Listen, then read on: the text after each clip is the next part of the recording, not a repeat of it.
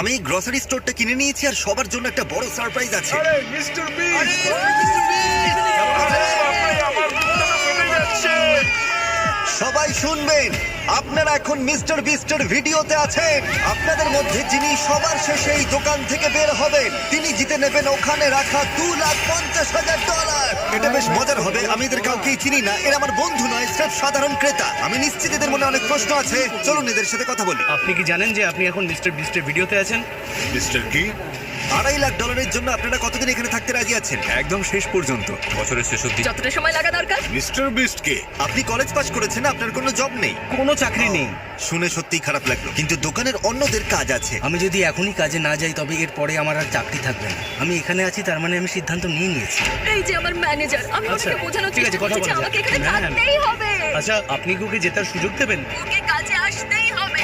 তাই যারা অংশ নিতে পারলেন না বা চাইলে